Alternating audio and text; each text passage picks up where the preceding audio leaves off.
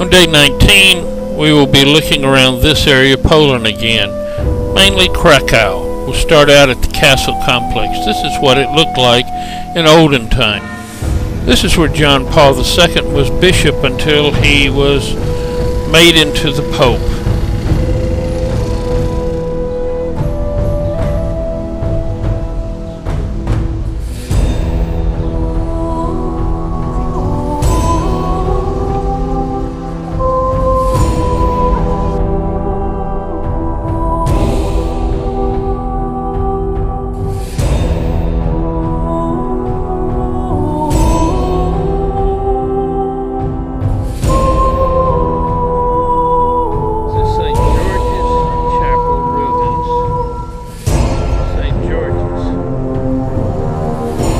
We'll be looking around various parts of the castle as we are here today. First up, the archaeological digs, where we'll see the Rotunda of the Blessed Mary Church from the 900s, all the way to the Renaissance Royal Kitchen.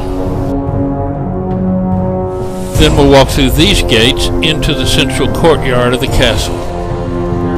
The buildings around it are 3 stories tall, and you can notice that the top story is so tall they had to use double columns. It was also painted with frescoes.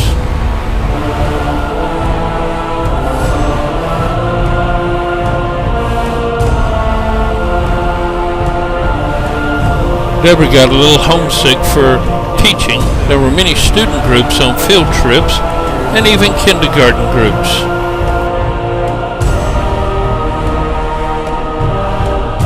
We'll be going through this door to see the royal apartments and staterooms, but I can't take pictures there, so these are scans of postcards we bought.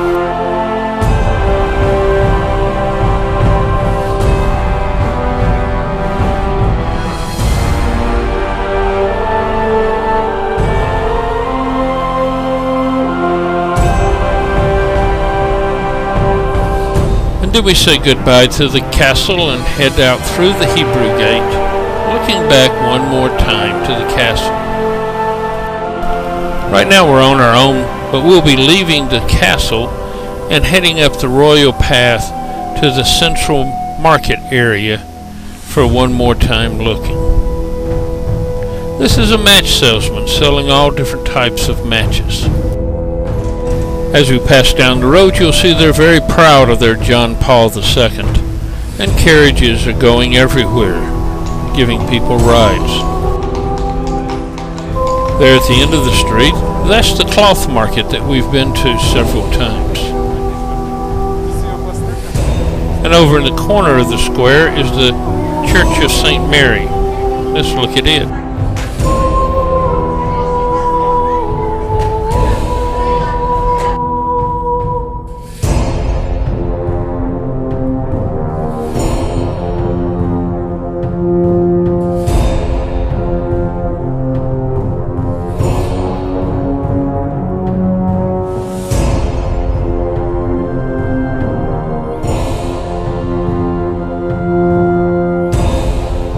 This is a beer advertisement, and we'll be meeting Pavel at the statue.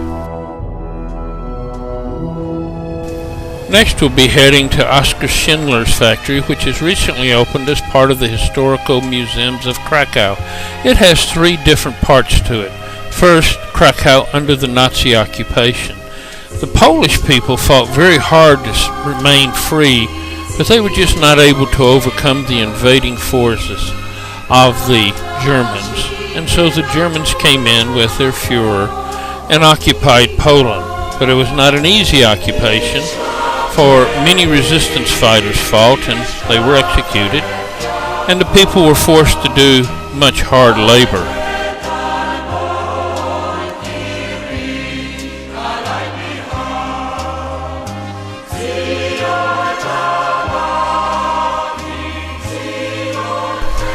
During the occupation, many people were arrested as resistance fighters within Poland. And they were sent to concentration camps and slave labor camps to do work for the Third Reich. The second part of the museum is the way they treated the Jewish population during World War II. At the start of the occupation, 25% of the population of Krakow was Jewish. They were put into ghettos where they were kept in walled-in environments. They were allowed between 200 and 300 calories a day of food, and then were transported to other concentration camps. This is a map of the ghetto and its major places. The ghetto started out in 320 homes that had lived almost 3,000 people, but by the end it had over 17,000 people living there.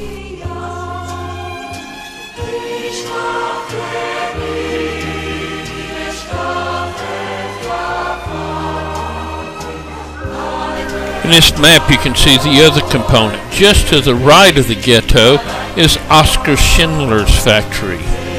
It was a haven for the Jews, although it's a very unlikely haven.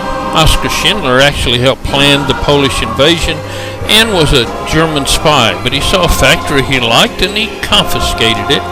And then over time he realized how the Jews were being treated and started treating them better, giving them extra food and taking care of them so that they would not be harmed by the Nazis. They started off making enamel pots and pans, but moved into making munitions for the German war effort and therefore became indispensable. This is his office in the factory, and his story is told in the movie Schindler's List. He had approximately 1,200 inmates working and had his own concentration camp built. And when he moved, he took them with him. Those 1,200 Jews are the only ones in Krakow that survived. Then while Pavel is returning the car, we head to the mall in Krakow, right across from the train station.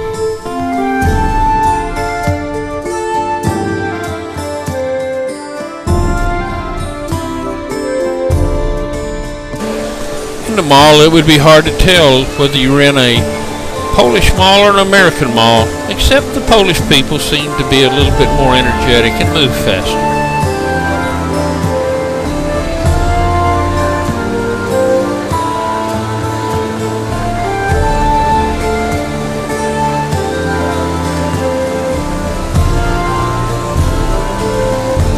Since we've turned in the car, we'll be taking the train back to the Tzinic area.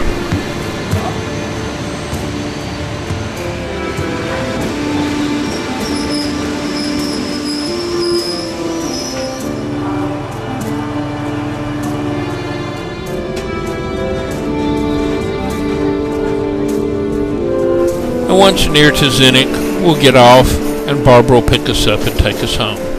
And that will end Day 19.